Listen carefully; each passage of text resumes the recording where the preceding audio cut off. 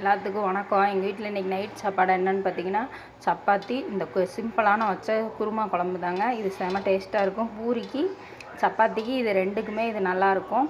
வேலைக்கு போயிட்டு வரவங்களுக்கு இந்த குழம்பு சீக்கிரம் வேலையாயிரும், சீக்கிரம் கை கொடுத்துரும். நமக்கு பார்த்திங்கன்னா 10 நிமிஷத்தில் செஞ்சிடலாம்.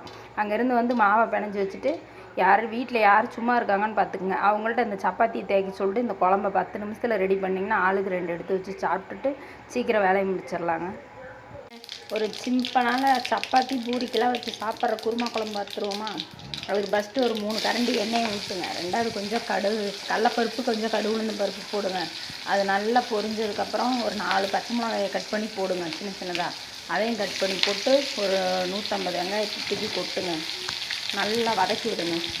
இங்கே பாருங்கள், வெங்காயம் நல்லா இந்த அளவுக்கு வணங்கினோன்னே அந்த வெங்காயம் வணங்கும் போதே கொஞ்சோண்டு மஞ்சத்தூளை தூக்கி போடுங்க.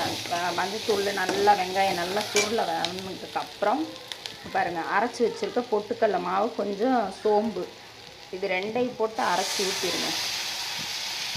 ரெண்டையும் அரைச்சி அதில் கொஞ்சம் தண்ணி கலந்து நமக்கு எவ்வளோ குழம்பு தேவையோ அந்தளவுக்கு வச்சுக்கோங்க. ஒரு 20 நிமிஷம், ஒரு 1/4 மணி நேரம் நல்லா கொதிச்சோன்னா இது திக்காயிரும். இந்த ஸ்டேஜில் உங்களுக்கு தேவையான உப்பு காரம் இருக்கான்னு பார்த்துக்குங்க. இது நல்லா கொதித்ததுக்கப்புறம் இறக்கிக்கலாம்.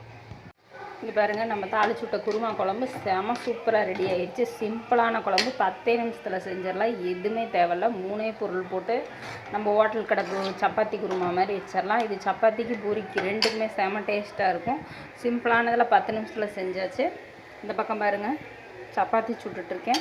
இது இன்றைக்கி சப்பாத்திக்கு பூரிக்கு ரெண்டுக்குமே இந்த குழம்பு டேஸ்ட்டாக இருக்கும். நீங்களும் ட்ரை பண்ணி பாருங்கள், செஞ்சு பாருங்கள். செஞ்சு பார்த்துட்டு எப்படி இருக்குன்னு கமெண்ட்டில் சொல்லுங்கள். வீடியோ பிடிச்சா லைக் பண்ணுங்கள், மறக்காமல் சேனலை சப்ஸ்கிரைப் பண்ணுங்கள்.